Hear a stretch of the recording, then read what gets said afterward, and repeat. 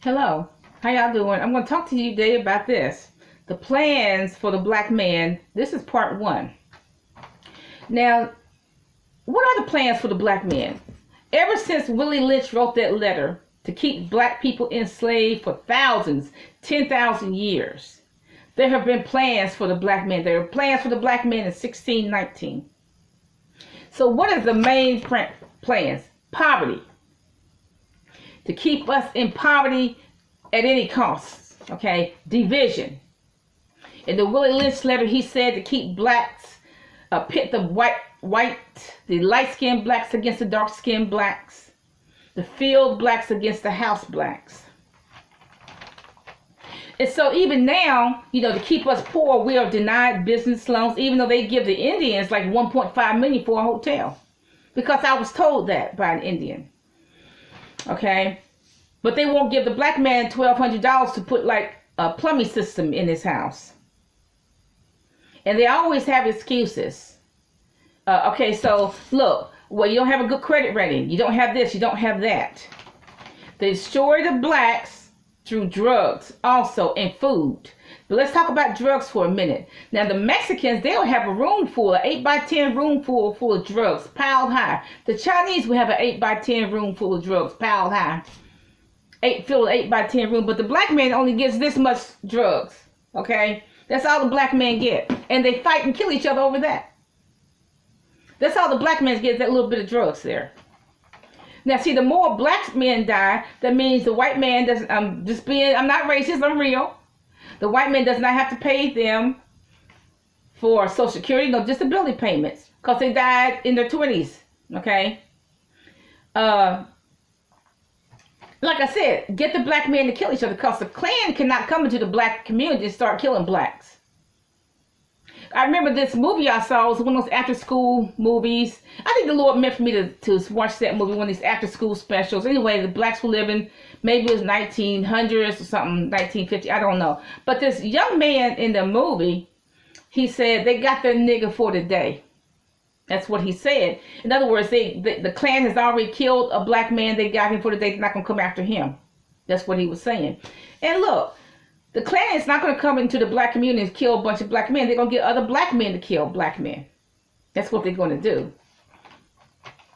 See, nothing is an accident. You got to understand, everything is planned. Nothing is an accident. The invasion of Ukraine is not an accident. Wars are not an accident. Everything is planned. The destruction of the black man, everything is planned. And there are so many ways to destroy a black man. Food.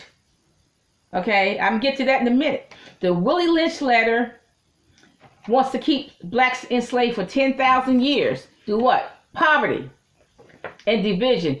Pit the light-skinned blacks against the dark-skinned blacks. That's still going on. Pit the field against the house Negroes. That's still, whatever. The riots of the 60s and 70s, that was planned. Because, I grew up in that era. That was planned. The Klan cannot come into Los Angeles, the LA riots, and destroy black businesses. What do? You get the black gangs to destroy the black businesses. Okay? The Rodney King riots.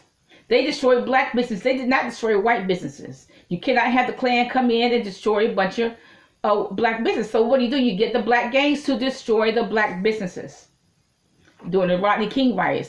George Floyd. All this smashing and grabbing, that's planned. Come in and smash and grab my business so I can get an insurance claim. That's planned. Okay, look, the more you get these black men to smash and grab, then they're going to get arrested for shoplifting and smashing and grabbing. They're going to prison. They're not going to get any kind of Social Security number. They're not going to they always will be on the fringe of society. They're most likely not going to even make it to 62. So therefore, the white man does not have to give them Social Security. The white man does not have to give them anything. Send him to jail. Once you got a black man in jail, he has no job opportunities. Of course, he has no credit rating. Okay? He has no house and no car. So when he comes out, he has to hustle again on the street.